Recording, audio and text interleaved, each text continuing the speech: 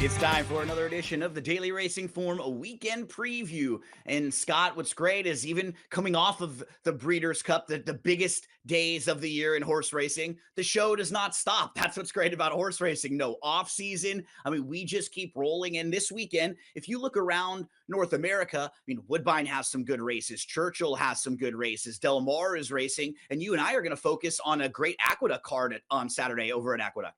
Yeah, there's three graded stakes that we're going to talk about, and all of them are very challenging on top of full field. So, really good wagering opportunities. I struggled to come up with strong opinions, which usually means I can land on some prices. Completely agree. I always see who your picks are when you send them in early in the morning. And when I know we have different ones, I know the races are challenging because we just could go in a lot of different directions. Don't forget, though, folks, it's a great time of the year to be a sports fan. We just finished up with the World Series. College football and the NFL are in full swing right now. NBA basketball and college basketball are just starting. It's a good time in LA right now. Ohtani, Luka Doncic. You got a lot of good stuff going on for me as a sports fan with my Lakers and Dodgers, Scotty. And on drf.com, there is a bet on sports section. Our good buddy, Eric Etoff21 Sports, actually sends us in best bets every week to help some of you if you need a little bit of help with your weekly college football and NFL wagers. So check out that bet on sports section right there at the top of drf.com,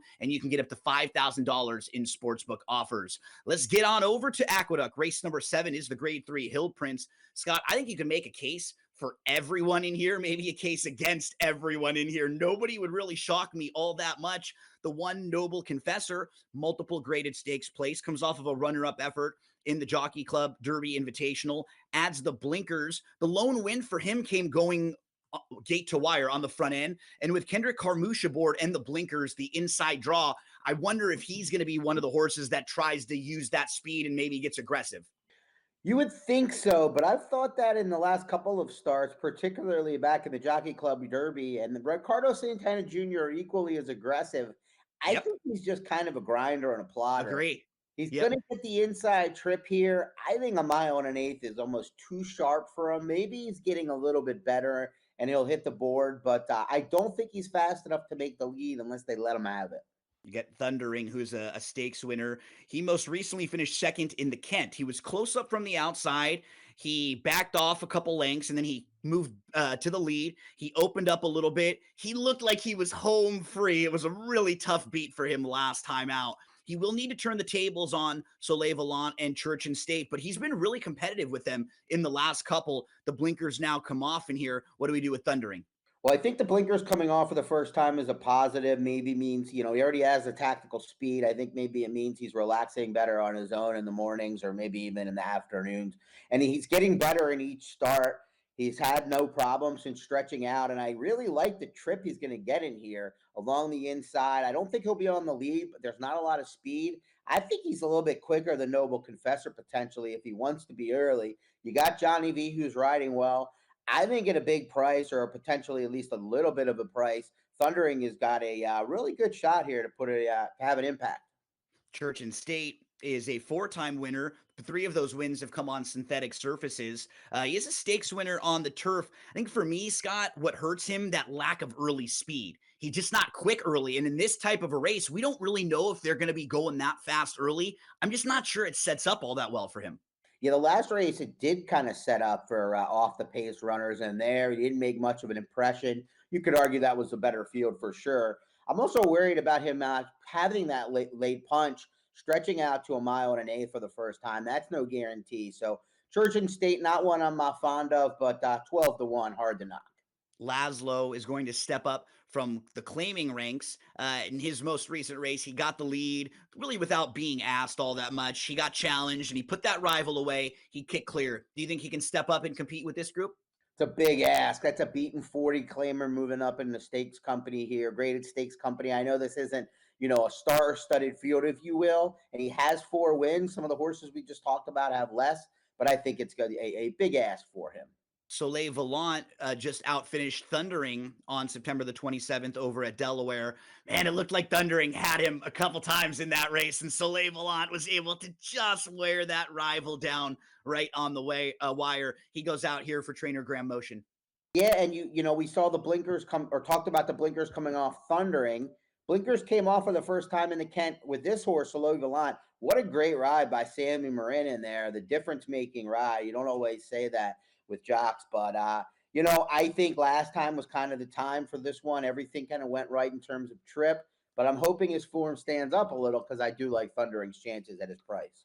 Believe on Saturday we have a Stars and Strides and a Stars and Stripes, both racing at Aqueduct. So if you're not confused enough, you will be on Saturday. This one, Stars and Strides for Bill Mott Jr. Alvarado, has won 3 of his 4 races. We have a replay of the most recent win right here. This was in the Saranac on September the 1st. And this was a solid effort. I mean, he had a good start. He was inside. He backed off a little bit. He got a nice opening inside, and he's able to get to the front and then kind of gear down late. So I mean, he is lightly raced. He has some upside. I will say on paper, these horses sometimes get a little bit overbet just because at first glance you look at them and you see, wow, they haven't done a whole lot wrong. I think he fits really well with this group. I hope he's not too short of a price in here, Scott. What do we do with Stars and Strides? Yeah, I mean, I think you nailed it. The price is the worry here. He's done a lot of good things, particularly 2 very good things, win races when he's moved to the turf and stretched out to 2 turns. He finished very well in the Saranac last time, which is a restricted stake race to see in the past performances, perhaps if you look into it a little bit. But you'll see the fact that non-horses that have not won a graded stakes is kind of the restriction of those Saratoga. So this is a much higher class level for him, and he did ride a good rail throughout in that race. So while he's one of the likeliest winners, he's just a little bit tough to want to bet on, I think. Griffin's Wharf is the type of horse that makes this race kind of tricky. I think there are 3 or 4 horses in here to me like him, Scott, where I wouldn't really be shocked, but I don't know. And it seems like trainer Thomas Morley in reading the most recent daily racing form preview, he's not really sure what his best running style is. He says he came running a little bit better when he wasn't on the lead. Said he was a little bit more flat when they put him on the lead, but on paper, he looks like one of the horses who you would expect to be close in here. I think he really fits. You do get another one of those aggressive riders with Ricardo Santana Jr. aboard, so I'm hoping he's kind of in the mix early, but and he does come out of a race that's come back live. He was behind Capitol Hill, who came back to win a first level allowance next time out with an 88 buyer. What do we do with Griffin's Wharf? Yeah, he was up right off the pace there. The rest of those horses came from a little bit further off. So I think, he's done well since stretching out.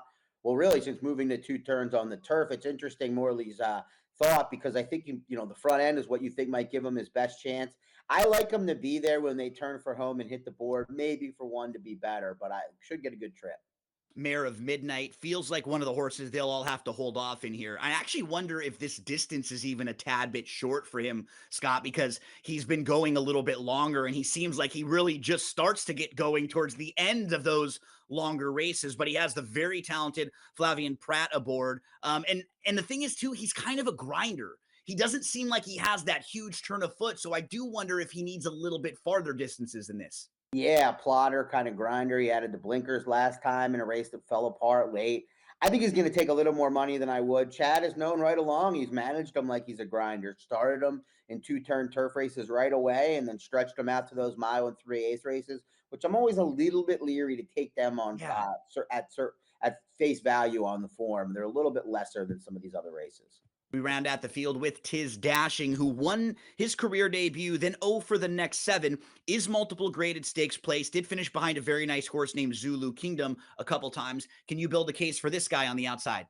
Well, he's getting some class relief, but I worry about the mile and an eighth, and I worry about the outside draw here with Javier Castellano aboard. Feels like he's going to get caught wide at some point in this race, but he comes in fresh. His last win, though, was back on debut, 6 furlongs, and this is a mile and an eighth. Looks like Stars and Strides is the horse to beat, but Scott, maybe not the horse to bet for you and I. We're going to look for value in a race where it could be a little more spread out. Talk us through your selections here. Thundering, going to be, double digit on the morning line, should be along the inside under a hot rider. I'll hope that he thrives here in his first try over this turf course. I'll give Griffin's Wharf a shot. I think he could be sitting in a nice spot. We'll go 7-8-6-1 for me, 2-7-1-6 for Scott. Don't go anywhere. More at Aqueduct when we return.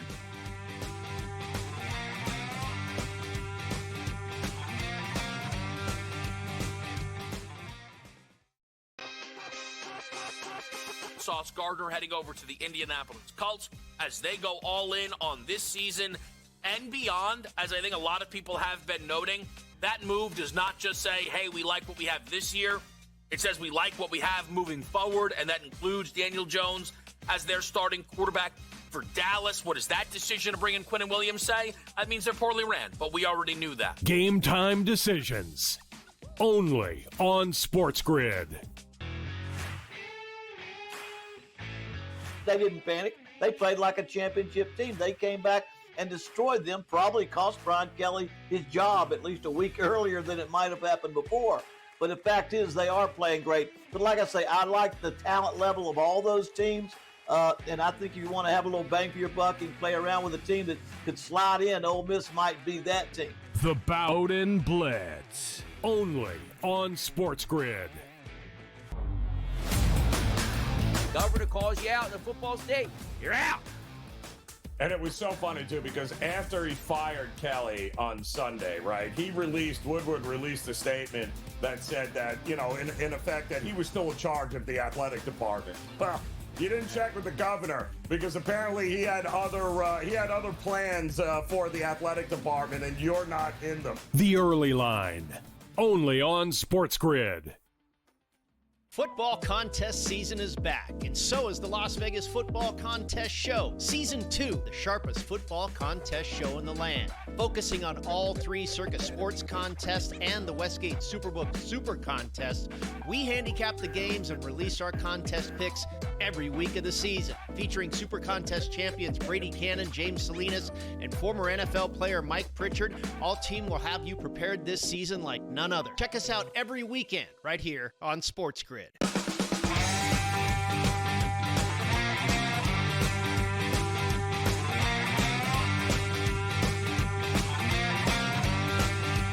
Couple races later on the Saturday card, it's the Grade 2 Mother Goose. Scott, you and I were talking a little bit. This is a race that used to run in a different part of the calendar much earlier on in the year, but they've changed things around in New York with the different schedule now, with Saratoga, with Belmont being renovated, with Aqueduct changing a little bit. So we've got the Grade 2 Mother Goose, mile and an eighth, $300,000 up for grabs on Saturday. It's going to go as race number 9.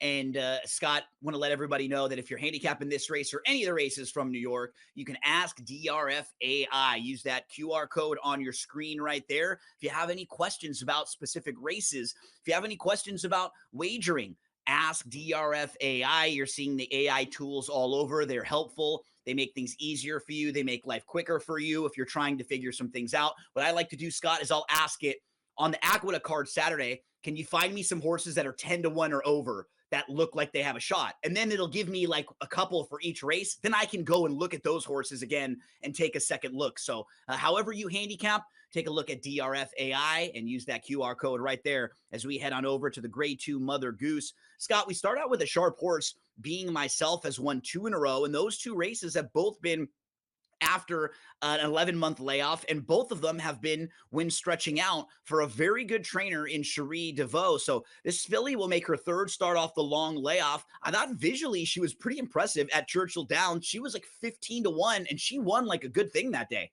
Yeah, you don't see Cherie DeVoe horses win like good things at that big of prices. So I don't know to take that at face value, but if you do, she's a major player in here. The problem is she's going to take a lot more money off of that. She finished full run that day. We'll see how she handles the inside trip, but she'll have that man Johnny V aboard. Grade 3 winner Queen Azteca. Most recently, has this not been in the best of form? What do we do with her? She's kind of a wild card here, Scott. Her best races came in earlier in the year when she wins the UAE Oaks. Well, I don't think she's shown much to be competitive in here, but the only thing I'll say is she came over last time for the Alabama specifically. They thought enough of her to bring her over for that and run her in a much, tougher field. And she didn't run well, but she didn't break well. She's given some time. Looks like she's training fine. Maybe she can take a step forward. Yeah, she just seemed like she got outrun a little bit. Maybe this will be better second time here. We move to Lemon Zest.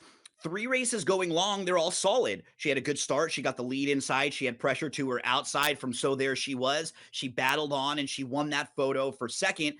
My concern is that was kind of the trip that she wanted. She got the lead over So There She Was, and that rival was still able to wear her down. Can you make a case for this gal on the win end? I think she's going to take more money than I'd want. She came out of a really good debut race, and she's done nothing wrong since then other than getting beat at 2-5 last out. But I think she's regressed in each start. I don't want to see that in a horse that or a filly that I'm betting as we're going into the late part of the season. Our daydreaming girl is a grade 1 place filly, Scott, and you kind of know what you're going to get from her. She's really consistent. She always comes running. She's here angling to the way outside, and she almost wins this grade 1 race right behind a horse that you like that day in Cliquot, who is a nice 3-year-old filly. So I think for her, it just comes down to the setup. I think she's classy enough to win a race like this. If they go fast early on, she will come closing. How do you think she fits with this group? She's super honest, and based on her pedigree, you wouldn't have expected her to keep moving forward as the distances got longer and the turn gets added. I am concerned about the 1.125 and whether the pace will be fast enough. She also has to prove she's going to be at her best at over a non-parks racetrack, but Good she's point. pretty honest. Philly Freedom is the next one up. She crushed on October the 3rd when she broke her maiden at Belmont at Aqueduct. She won that race by 8 lengths. If you look earlier in her career, she finished second behind a very nice filly named Ragtime, who's a grade 3 winner and who is grade 1 place. Scott, what do you think about Philly Freedom's chances in here? Well, you normally, I think of 2 sprints to a route. This is kind of 3 sprints to a route, which makes me wonder if she's going to get have the same impact. Chad Brown, she's bred to get 2 turns. She's got the talent. Maybe she hasn't kind of progressed as much as you would like to see, but it would be more price dependent play. And when you look at 15-1, that seems like, maybe worth considering using underneath. She could be in the mix throughout. Yeah, Fully Subscribed is the next one up. She'll go 3rd start of the form cycle after a long layoff. And her 2 races so far this year, they're both pretty solid. She was behind Q the Duck Boats, her rival right to the outside. Then she came back. She ran a really nice second most recently. Just couldn't get to the pace setter that day. So what do you do with Fully Subscribed in here? Well, I'm worried that she doesn't have that much of a killer instinct and she's always going to take money. Those are not the combination of 2 things that I like as a gambler. I wish I owned her though. She's run 3 good races. She's progressed. She looks like she has a chance to win this race. Although, yeah, from a bettor, she just is one that I think will take more money than I'm willing to swallow. Q the Duck Boats most recently raced at Woodbine on the synthetic, comes back here to New York, was a first level allowance winner at Saratoga back in September. What are your thoughts on Q the Duck Boats in here? Another one that, it's hard to find lots of holes to poke, but just maybe looks a cut below the ones that I like the most in here. The lack of speed out of the gate, I don't think is going to work to her favor in this race, but she definitely, would not shock me if she won the race. I think I feel the same with you about Fully Subscribed and Q the Duck Boats. I don't hate their form, but I think they both need to just get a little bit better against this group. So there she is in solid form right now. I mean, you look at her overall body of work, and it's pretty good. The one race that she didn't really fire was a race coming off of a long layoff. She came back in her 2nd start. She was 2nd in the grade 3 Torrey Pines behind a sharp horse named Almond Joy. And this is in the Remington Park Oaks, Scott, where she just sits a really nice trip outside of Lemon Zest and she puts that one away. She's 6 for 7 in the money. She's just a really consistent horse. And getting better. I mean, she was 26-1 in the Torrey Pines that race and, almost won the race. And then she's going to sit a great trip in here. If she can handle the extra ground, I like her chances quite a bit. The outside runner Drexel Hill rounds out the field as a stakes winner, was 2nd in the Kentucky Oaks. She came in running from last of 13 to finish 2nd behind Good Cheer. And if you look at that race, Lucara came out of it to win the grade 1 Acorn next out. Fondley won the Delaware Oaks next out. Shake Charge My Lady won the Monomoy Girl Stakes next out. But this gal does have 6+ months off now, and she will need a little bit of pace to chase. She is not fast early. No, but maybe off the layoff, she'll be a little more keen, maybe growing into herself a little. I think she's the best filly in the field, period. But the layoff, the lack of pace, the outside post, those are all questions she's going to have to answer, which makes me not want to bet her in this race. As we move to selection, Scott, I'm hoping Being Myself doesn't get bet all that much, so I'll put that one on top. You'll go to the very consistent So There She Was. 1-8-4-7 for me, 8-9-3-6 for Scott. Don't go anywhere. One more stakes race to preview on Saturday at Aqueduct.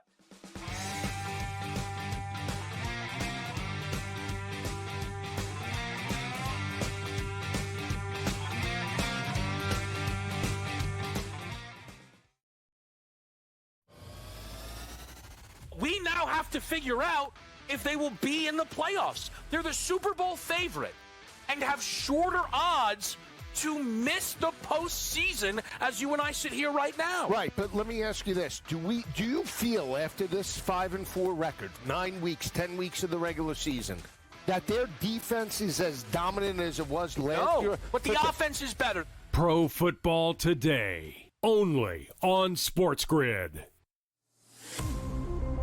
Fly Pelican, more like grounded Pelican. The Pelicans are 0-6 to start the season. Their main guys aren't their main guys.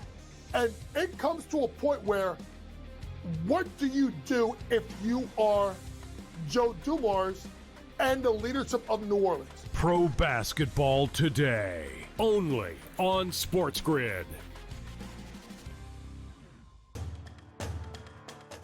You want to throw $12, $13 million at Kiffin? That's always a possibility. Summerall, they lost the other night to, in that matchup to UTSA. Or do you go back to potentially the mad scientist and Nick Saban, give him, complete control of the athletic department and see if he can turn it around? We'll see. But whatever they go, they're going to need a coach to hit the ground running. SportsGrid's College Football Today. His daughter, she's on the OF. Okay. She's on the OF. Is that right? Yeah, she's on the OF. So he's got now. an OnlyFans daughter and a little son who says he can beat Curry and LeBron. And he's coaching a team that was down 72 to Keep nothing. that dude away from polite society. Okay, by the way, I'm with you. I didn't know any of that is. Numa's pops gotta go. The Craig Carton Show, only on SportsGrid.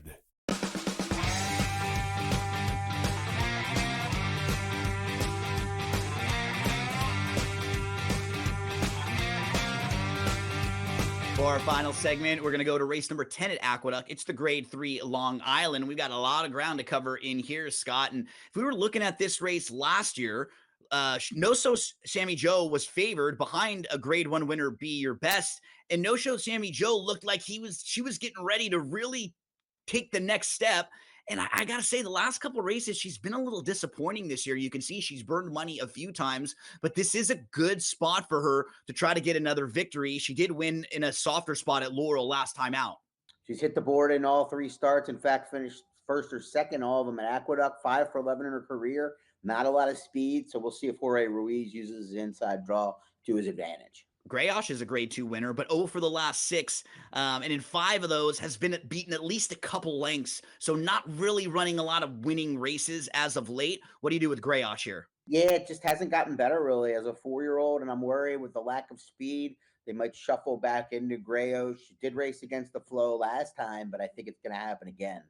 Beach Bomb is a multiple Group 1 winner from South Africa. She is a multiple graded stakes winner in the U.S., and she has a good race right behind She Feels Pretty, who came back and ran very well against the best fillies and mares in the world in the Breeders' Cup Filly and Mare Turf.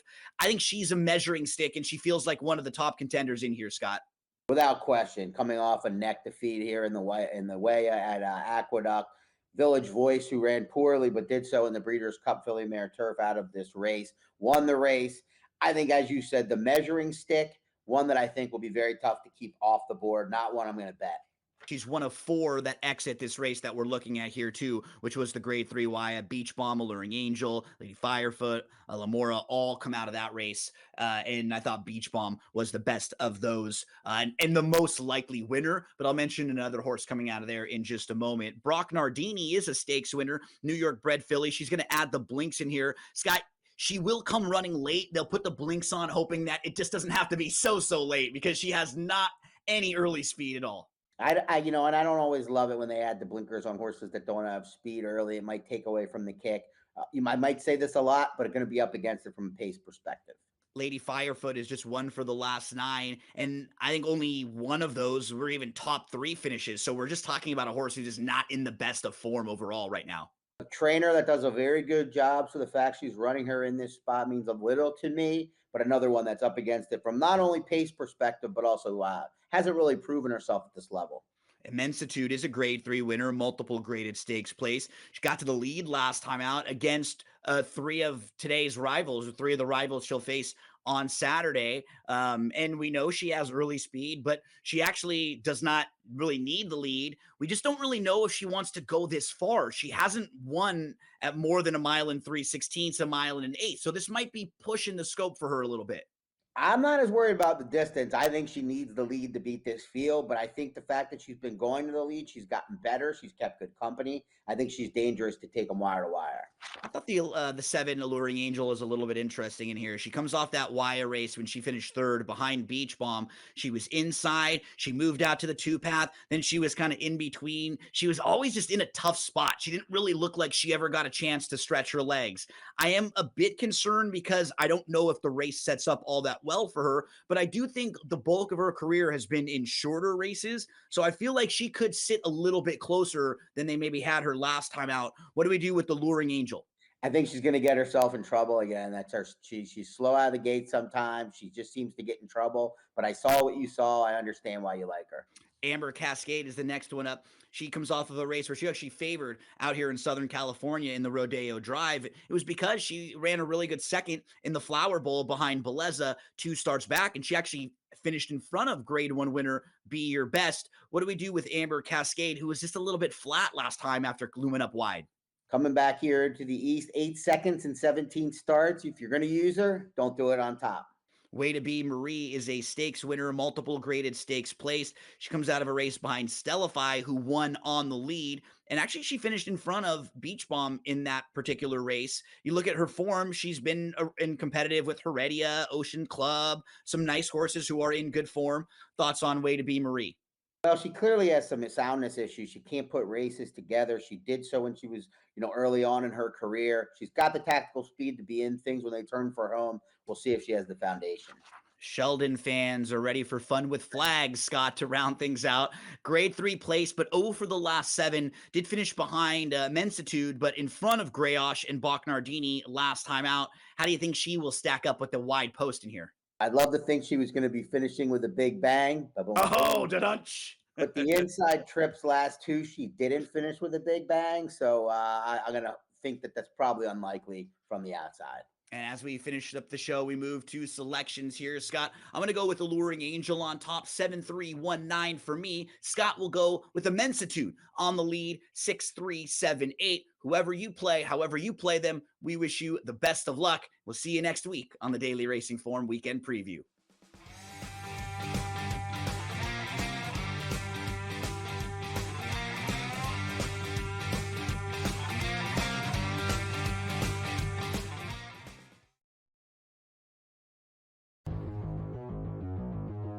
Starts off on a positive note of getting Lamar Jackson back Thursday night, which was great. He threw for 200 yards, did not look rusty at all. He only rushed for 15, but he didn't really need that. Lamar Jackson also threw for 4 touchdowns, 2 of which going to Mark Andrews. So guess who's back and relative again at the tight end position now that Lamar's back? Oh, wait, it's Mark Andrews. No kidding. I mean, the guy just catches touchdowns. It's Lamar's favorite guy in the red zone. Fantasy Sports Today, only on SportsGrid. If Jacoby Brissett was playing bad football for the past 3 weeks, Kyler Murray will be fully healthy, ready to go. Can't wait to get him on the field at Seattle and try to resurrect our season. Now you have Jacoby Brissett playing really good football. Putting Kyler Murray back in right now because he wasn't playing good football doesn't make any sense. The perfect storm here for Arizona. Hey, Kyler, going on IR takes the pressure off you. And Jacoby, you deserve the start. Go ahead and start, kid. The Early Line, only on SportsGrid. And the major thing you're going to say about Tom Izzo for the jump is, Tom Izzo don't duck anybody. You want to hear who they have to play preseason? Kentucky, Duke, UNC, and Arkansas. This is not the Jimmy Boeheim Don't Leave New York Carrier Dome Classic. This guy plays people. College basketball today, only on SportsGrid. We now have to figure out if they will be in the playoffs. They're the Super Bowl favorite and have shorter odds to miss the postseason as you and I sit here right now. Right, but let me ask you this. Do you feel after this 5-4 record, 9 weeks, 10 weeks of the regular season, that their defense is as dominant as it was last year? No, but the offense is better. Pro Football Today. Only